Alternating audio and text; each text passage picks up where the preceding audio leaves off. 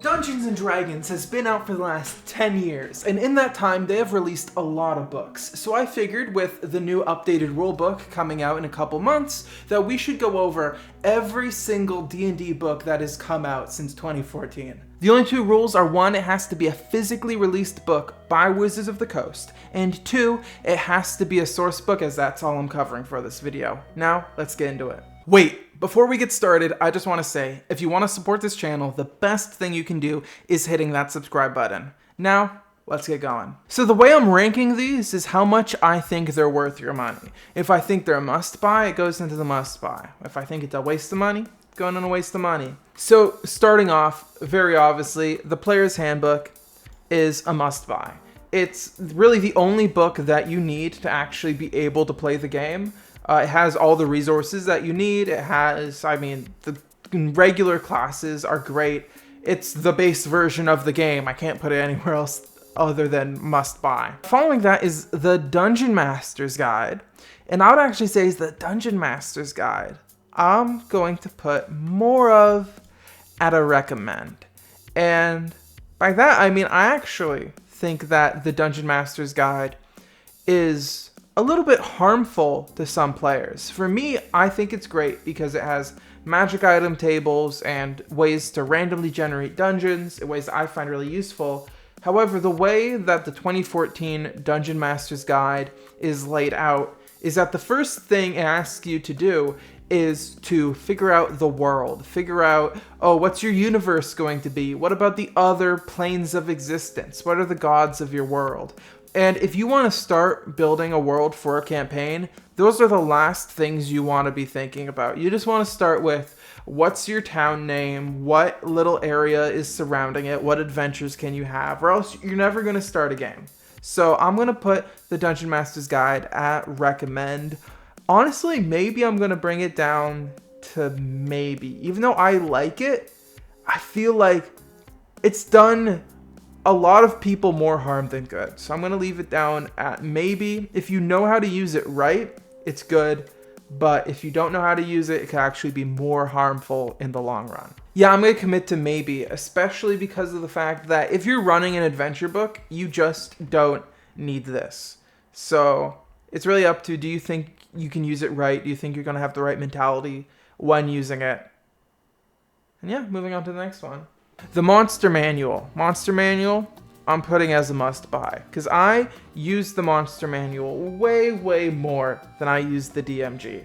I'm looking through my Monster Manual all the time. Even though I have D&D Beyond and can see all the monsters on the thing, I'm usually going through with the book physically, because I like looking at the art, and I like seeing the stat blocks, and I like having it physically there and letting it develop my imagination for what's going to be my next combat encounter, or what my next fight's gonna be. And not even just the stats within it, but even just the monster lore that I'm able to use and add to my campaign and build my lore. The Monster Manual is one of my most referenced books. Now, following that is the Sword Coast Guide.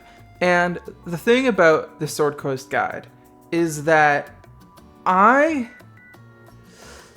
don't think it's that good. I'm gonna actually put it as a waste of money. Because the thing about the Sword Coast and the thing about Faerun is that so many adventures are run in Faerun that you don't need a book to tell you the lore. Especially as the Sword Coast is the most common place for people to just adjust things how they want it to be. And on top of that, like the Player's Handbook, all of the ways it references humans and elves and orcs, it's going off of the lore of Faerun, the lore of the Sword Coast. So this just feels very unnecessary.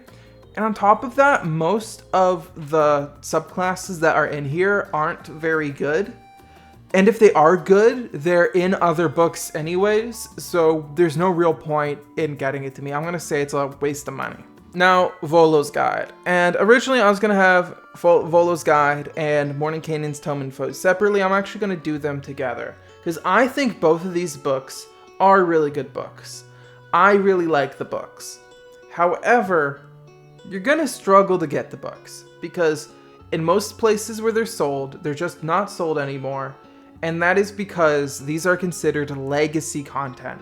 That meaning that everything that appears in these books, minus a couple things, appear in other books. So I don't think these are bad. I think these are good books. If Tasha's Cauldron didn't exist, I'd be putting Volos and Mordenkainens. I'd be putting it at recommended, definitely. But at the state that D&D is now, I'm gonna put that you're probably wasting your money if you seek these out to get these, because there are other more updated books that are more accessible that you can get. Now, Xanathar's Guide. Xanathar's Guide, in my opinion, is a must-buy. I genuinely think when it comes to, you have the 3 core books, the Player's Handbook, the Monster Manual, and the Dungeon Master's Guide. I think there's a 4th book in there, Xanathar's. I think the subclasses in Xanathar's are absolutely fantastic. Every warlock I've made has been a Hexblade. Every ranger I've made has been a Gloomstalker, and both of those come from Xanathar's Guide. And on top of that, there's so much extra character creation in Xanathar's that you can use. For a lot of my characters, the way I've made them more unique and more interesting is that I've pulled from Xanathar's Guide and I've read through it and rolled random tables, and I went with those choices and helped build a character through those little bits and pieces that it gives for you. And I think it's just an absolute wealth of good stuff. Not just for players, but also for DMs. So, must buy 100%. So following that, Guildmaster's Guide to Ravnica. Now, here's the thing. I don't think this is a bad book per se, but if you aren't interested in this setting, there's no real reason to get it. And this is me going off the top of my head, but I'm pretty sure even the cool subclasses that are in it do appear in other books. I'm pretty sure Circle of Spores appears in Tasha's. So if you're just in it for the, put out a maybe. If you're in it for the setting, no, I'm gonna put probably not. If you're in it for the setting, then get it, obviously. But if you don't want to play in the Ravnica setting, I think the only stuff there is for you is like a handful of cool magic items.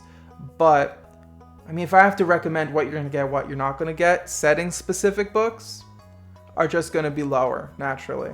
Actually, I've changed my mind. I'm going to put it at a maybe, because I don't think that this deserves to be in the next tier of Acquisitions Incorporated. Now, Acquisitions Incorporated, I think, is a good series. I think if you want to run a game that's Acquisitions Incorporated, I think you should get this book. However, I have never once used anything that are in these books, or in this book.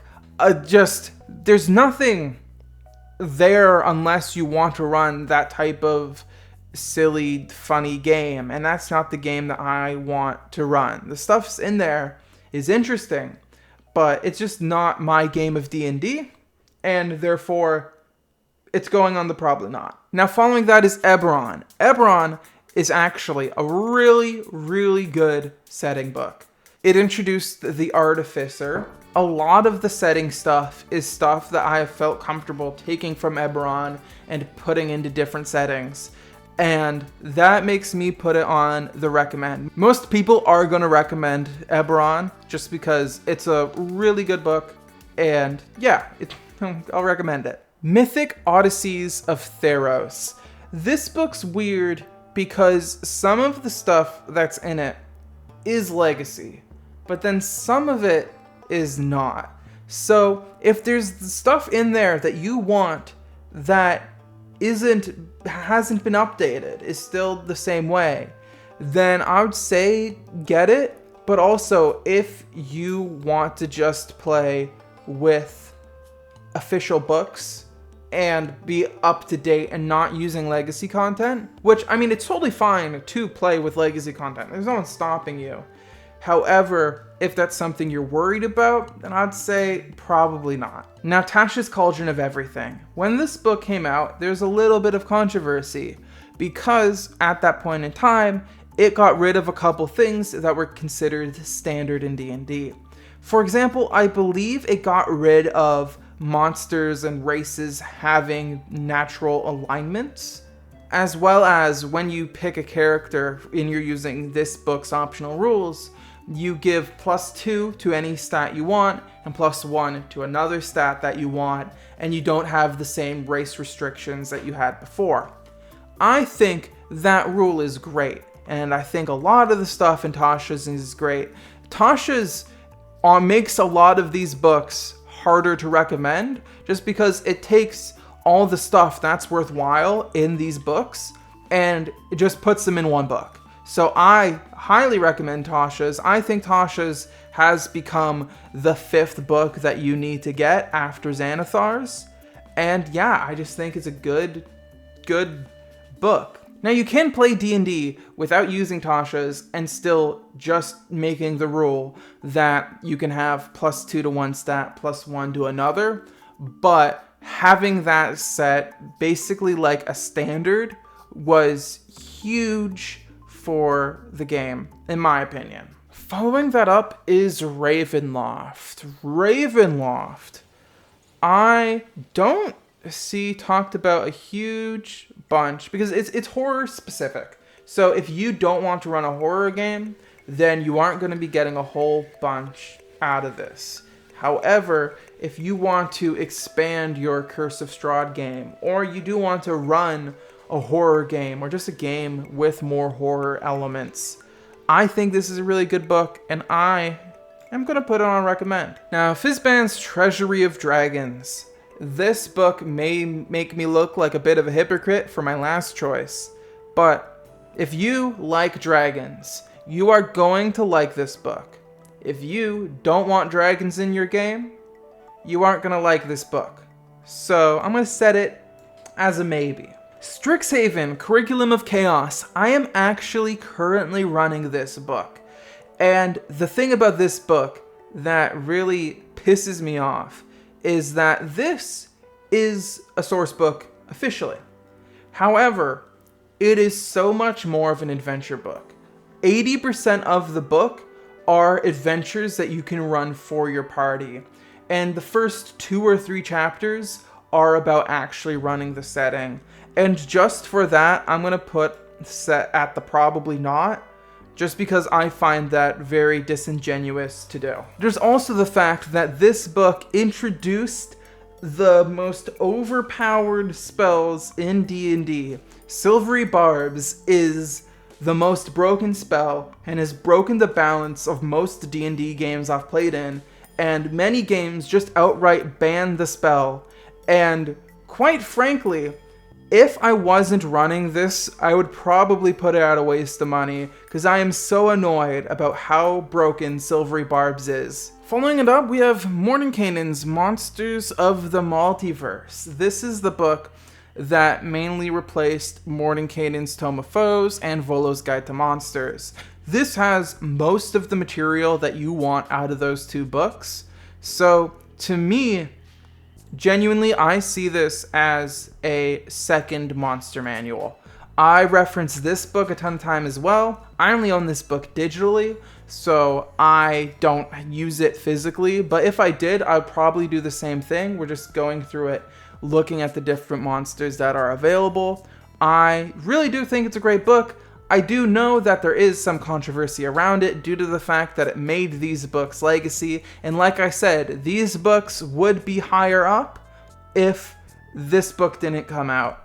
And to some people, that will make them want to bring it down a bit, but to me, I'm looking at the state of the game where it is now, kind of assuming that you don't have any of the books, and if you don't have any of them, these are the 5 books that I think you should be getting before you're thinking about getting any of these other books. Now, Spelljammer. I personally have not looked into Spelljammer that much, and quite frankly, from everything I've heard about it, I just don't want to.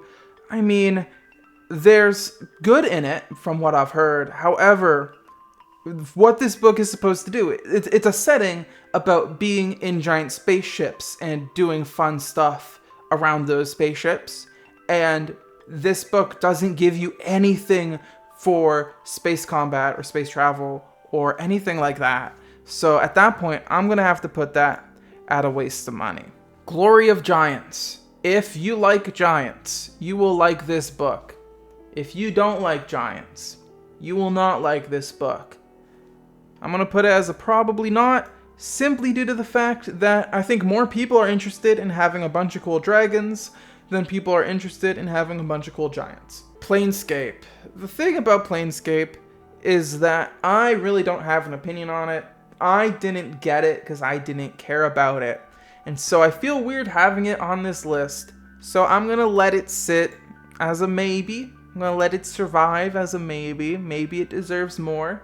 Maybe it deserves less. However, by the time this book came out, I mean, we've all seen what's happened in the community. I wasn't really interested in buying a whole bunch of new D&D books at that point in time.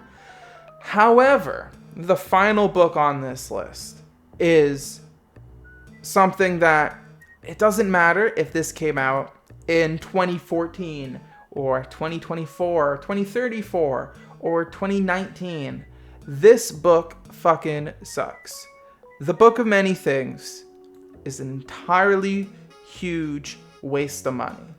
Every other book on here, even those that I said were a waste of money, I think there are good uses for. I think if you are really interested in running a proper Sword Coast game and having all the bits of the lore, maybe you want it. If you're okay with running legacy monsters, which is totally within your right, then these books are also worth getting. If you just really love Spelljammer and want Spelljammer stuff, then you should get Spelljammer. I don't see any reason on why you would get the Book of Many Things. It is an entire book solely dedicated to expanding on a single magical item, the Book of Many Things. Why would you want that? Why would you want to spend the cost of a whole book to develop one magical item which may or may not get used in your game? Because, may I remind you, a lot of games have the Deck of Many Things show up, and then the players choose not to use it because they know the consequences of it. How many adventures do you create out of this book? This is the book that is the most likely to just be a total waste of money. I have no interest in getting it. I've seen bits and pieces of it, and the more I've seen of it, the less I'm interested in it. And there we go. That is my tier list for the last 10 years of D&D source books. If you disagree with anything in this video, please feel free to leave a comment and let me know how wrong I am and how terrible of a person I am for being wrong. And again, if you want to support this channel, please click that subscribe button. It would mean the world to me if you did that. Thank you so much for watching, and this is the end of the video.